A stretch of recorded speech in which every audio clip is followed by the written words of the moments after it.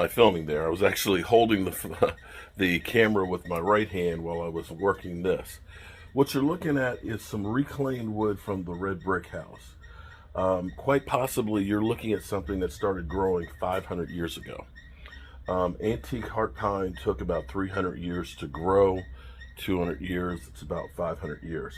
And so with that sink that we got yesterday, I found a nice 2x6 piece over, well actually it's probably 8/4 piece here that we're sanding these down, and we're going to be using this for legs. We're going to do it kind of like a drop in for the sink to be able to rest in there, and I want to have some nice sturdy legs to look kind of rustic onto our sink and things. This is going to be a really cool project that'll look nice when we're done. I have a piece of antique heart pine that was actually part of the closet upstairs, and with that closet it actually burned a little bit because of course it was next to the fireplace. And so I think I'm going to use that piece as the face piece. Right here,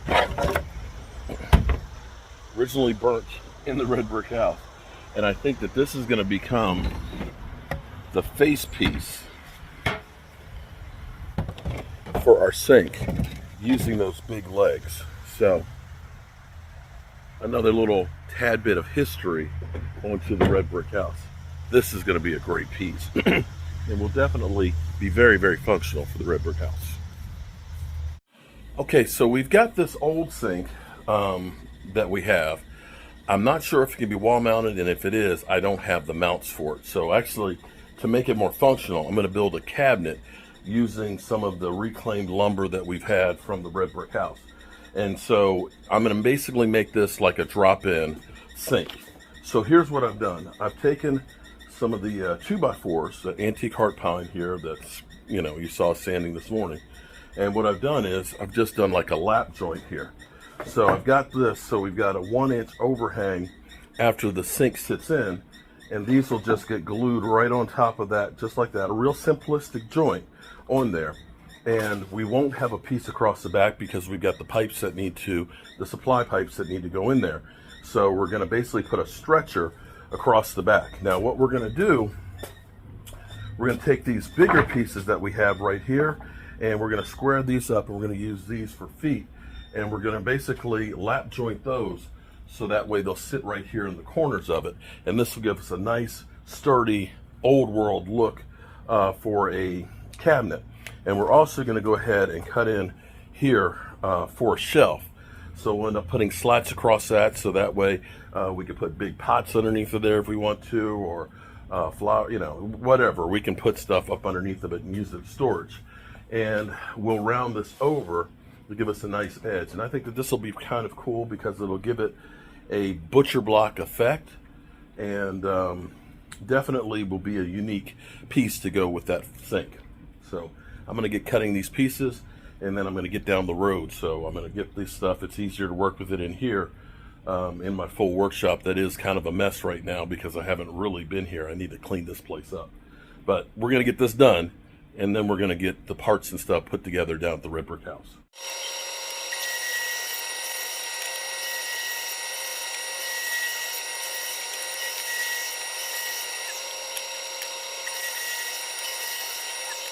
Okay, so simplicity is the name of the game of this because we want this to look very, very basic. So we have our legs here. You can see right here where we've got this notch right here. This will be where our dado cut right here is just basically for our, we'll put a solid piece across here and then run slats. And we've just made this small notch in here. So once this is glued up, these legs will just go in just like this in the corners, and it'll be a real simple look to it. And I think actually somehow I think it'll be kind of fitting the way we're doing this, because like I said, it's just going to be real simple. It'll have the stretchers on there, and we'll use the other face piece which will help hide the sidewalls of the sink itself where it's kind of lost a bit of it. We're probably going to sand that and paint that out, but what we'll do is we'll just glue this and clamp this up with waterproof glue, and then once we end up getting that all squared up and glued and dried, we'll do the same thing with these. We'll end up putting these, we'll be able to put a couple of set screws just to lock it in place. But this will make this really nice and strong, and I think it'll give it a really good look for what we're trying to do. So for me, here's what's kind of cool. Actually, it's really cool. Using different pieces of wood that we have from the red brick house. I can tell you this piece right here, this is actually from the roof. When we had to cut in between the new roof and the old roof for the heating and air conditioning, we ended up taking out some of the pieces that were part of the original wood that was used, of course, before they put the roof on it. So what we're going to do with this is we're going to cut 2 pieces of this about 1.5 inches wide, and then we're going to notch it so that way it'll fit into our grooves, and these will be our stretcher pieces. This will actually give the base a little bit more rigidity, and this will also be where we put our slats going across it to strengthen it and use it as a nice working shelf, and it'll give it a nice little look. And again, this will be another piece of wood we can look at and say that was from the roof, okay? And that's one of the things that's kind of cool, is back in the day, you didn't have Home Depot where you could just go buy anything that you needed. You ended up having to reuse what you had, and milled up lumber was a premium to get done. So that's why they kept reusing things. In fact, this is a piece that I need to actually take back down with me, because you see this? This is crazy. This was actually part of holding up, when they took the old stairs out, they used a piece of a sign to help put the steps back together. It's kind of crazy, but that's what they did.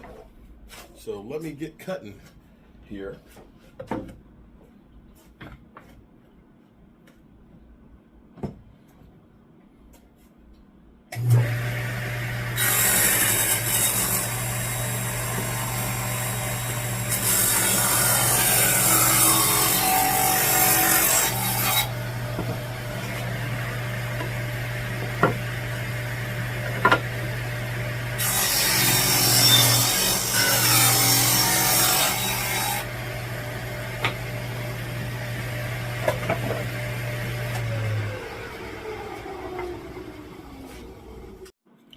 So here's what we have right here is like this, and what's going to happen is these are just a real simple joint. It's just going to go in there just like that to make it sturdy, and then we put the slats across it. Now what I'm going to do is, while I'm here, making it a lot easier, I'm going to use my router table. I'm just going to round over the edges of all the legs and things. Now there are places where you have worm pockets and things like that, and it's very, very rustic, but we want that effect with this. But when we go through, we start putting this all together, it'll end up being like this, a really nice antique old style look. Very simplistic. And the thing that's funny is I see these things in my mind when I get something, I have a problem. So I kept thinking, how am I going to fix this sink? Or what am I going to do to make this actually look good or make it functional and all that? And in my mind, this is what I saw using some of the wood. So I basically went through here and see what pieces of wood I have and what I can do to make it work. And fortunately, I think I've got enough pieces in here where this is going to be a great sink, and it'll be a great work center to go right beside the Hoosier cabinet that's going to be out there. So I can't wait to actually get back down there and start putting this all together. We'll put spar urethane on it, which will help with any sunshine that comes through to keep the wood from fading. It'll make it water resistant, so splashing water on it and things won't hurt it, and it'll stay looking like this for years to come. So let's go ahead and get these things done.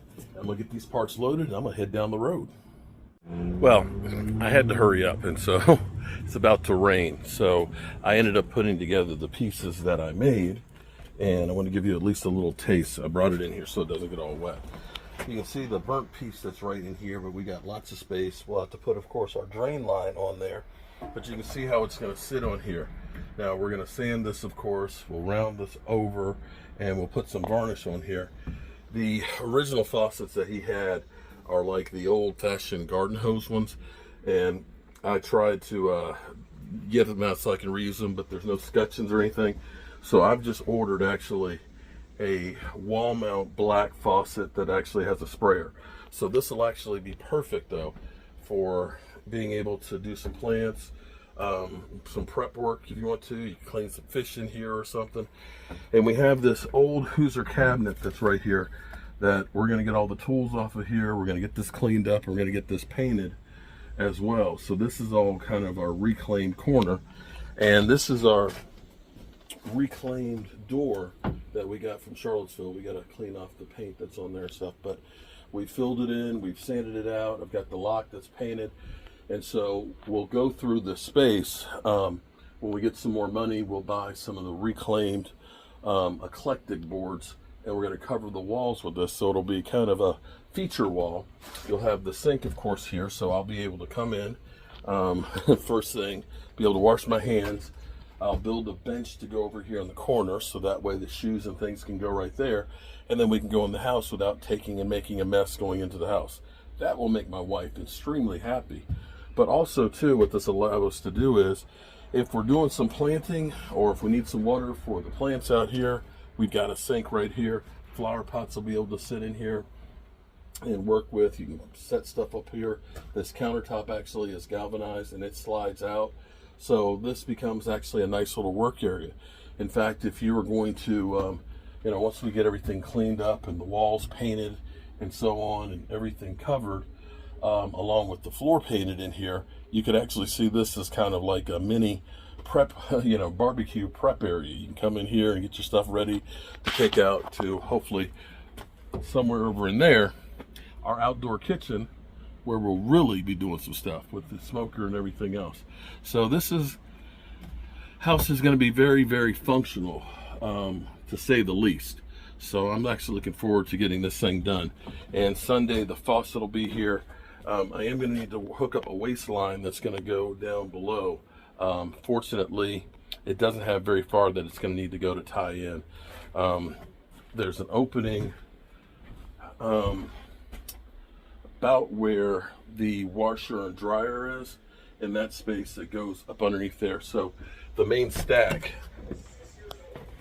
is literally like right here, and fortunately, because of the cast iron, actually had a tap on it that's down low, so I can take off that rubber cap, put a no hub on there, and then just carry that waistline in there.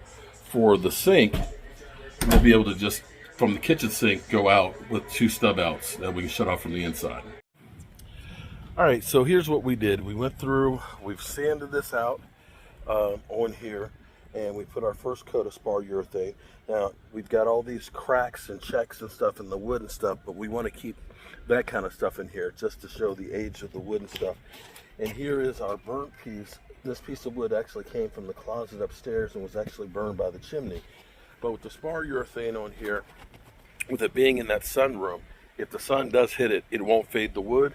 And this will help, of course, protect it from any water that's going to sit in there.